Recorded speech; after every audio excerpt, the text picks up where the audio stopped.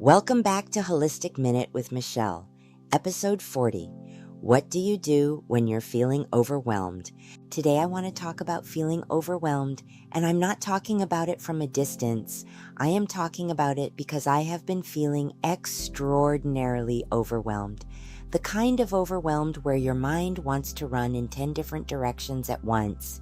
The kind where you are trying to solve real problems, carry real responsibilities, keep showing up, keep smiling, keep working, and somehow still be a human being with a nervous system. And I'll be honest, I have had to choose happiness even when I was not naturally feeling it. Not fake happiness, not pretending everything is fine.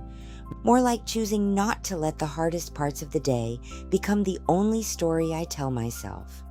One thing that helps me is writing down what I am grateful for, even if it is small. Even if it is just, I made it through today. I had a warm cup. Someone was kind. I found one possible solution. I am still here. And then I try to shift my mind away from overthinking every horrible outcome and ask, what is one solution I can focus on right now? Because Overwhelm loves to hand us a disaster movie and say, here, watch this on repeat. But healing often asks us to pause and say, no, I am going to look for the next step. So I want to ask you, when you feel overwhelmed, what helps you come back to yourself? Do you write, pray, walk, breathe, make a warm cup, call someone, list what you are grateful for, or just sit quietly for a minute and remind yourself, I do not have to solve my entire life tonight. Because sometimes choosing happiness starts with one small decision to stop feeding the fear and start looking for the light. Here is something I am learning in real time. Overwhelm loves to pull your mind toward everything you cannot control. The bills, the rent, the landlord, the economy, the unknown, the what-ifs, the worst-case scenarios. And before you know it, your brain is hosting a full disaster conference with refreshments. But I am trying to remind myself, I do not have to obsess over what I cannot control. I can choose where I place my energy. That is where manifesting becomes practical, not just sitting there wishing everything would magically change while holding a crystal and ignoring your email. Although honestly, the crystal can stay.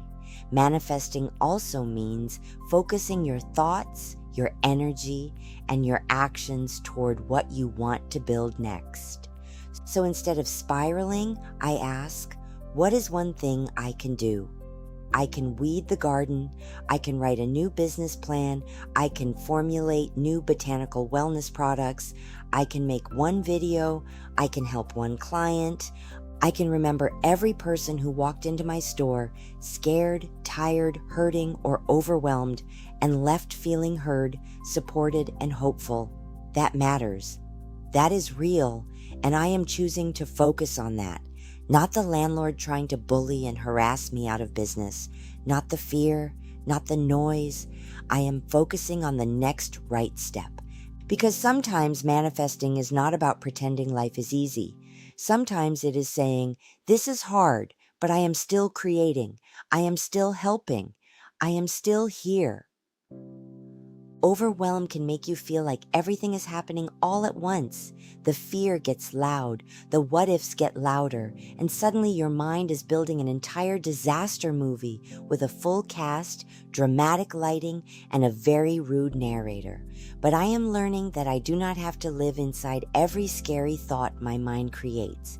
I can pause, I can breathe, I can write down what I am grateful for.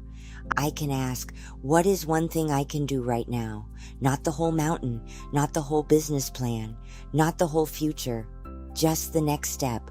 Maybe I can weed the garden. Maybe I can make a warm cup. Maybe I can formulate a new botanical wellness product. Maybe I can write down one solution instead of replaying 10 fears. Maybe I can remember the people I have helped. The clients who came in overwhelmed, hurting, scared, exhausted, or unheard, and left with hope, information, support, and a little more light in their eyes. That matters. That is real. And when life feels heavy, I have to remind myself, I am still creating. I am still helping. I am still here. So I want to ask you one more time, what do you do when you feel overwhelmed?